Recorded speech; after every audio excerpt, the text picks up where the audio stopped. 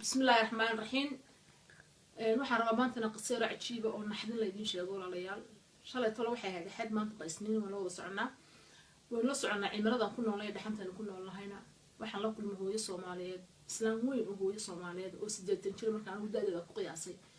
Wallahi oo billahi islaantaas waxay ii sheegtay haddaan idin sheego waligiin yeelin cunto cunaysan subxaanaka ya rabbi. ka waran islaanta hooyada Soomaaliyeed da'da leeg markaan arkay ama caruurteeda baag ku ciyaarsiinay baan taan arkay islaan saa u socoto dhibaataysan baan daba tagay way isla hadlaysay islaanta waan u tagay hooyo maxaa kugu dhacay baan ku waxay ku tiri hooyo da'deedu wad u jeedaa maanta dhaxantaasaan socdaa caruur waan dhar hablo waan leeyahay caruurahoodii baa caruur sii dhalay maanta la cidlaan ka joogaa kama rabo wax hooye raxamkii bay xitaa gooyeen yani mashadii ziyaaradii hooyadii ya waalidka loo tagay tiina hooyo way daayeen waan isla hadlaa waan hooyo waxaan idhaahdaa bay tiri markay yaraayeen sidoo aabood uga dhaqaaqay haddaan uga dhaqaaqi lahaa taas maanta imay qabsateen iyakan usoo duloobay oon da'da u gaadho oo qurbahana aan u imi markay maanta qof walba xaas yeeshay uu caruur yeeshay baa la ilaawo guryaha dadka waaweynta lay dhigay waa la yimaada laakiin ziyaaradii waxay ugu noqotay bay yidhaahdeen baryo markaa dhaxanta waxaan ka baryay waad ilaahay meeshaad igu aragtay hooyo inuu ilaahay igu dilo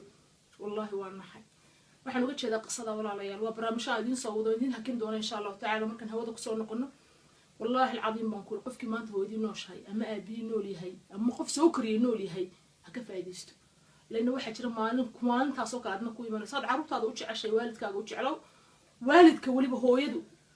iyo aabuhu isku darajad maaha hooyadu waa taan caruurteeda tuurin eena ka tigin u dulowda wallahi waan ka ooyay qisada islaamta Soomaaliyeed ilaahay waxaan ka baryaa walaalayaal qofkii maanta hooyadii nooshahay ama aabii nool yahay ama waalidkii soo koriyay habartii ha noqoto eedadii ha noqoto inuu ka faa'iideysto maanta jaaniska dahabiga waligiina helayn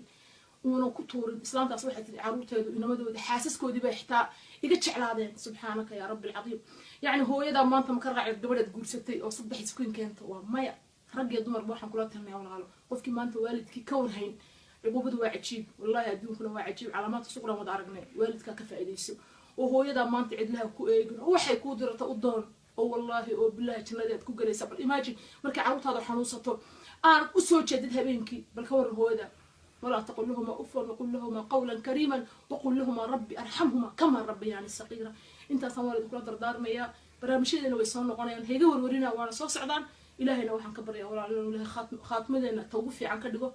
والدكم الله حسوسته. السلام عليكم ورحمة الله وبركاته.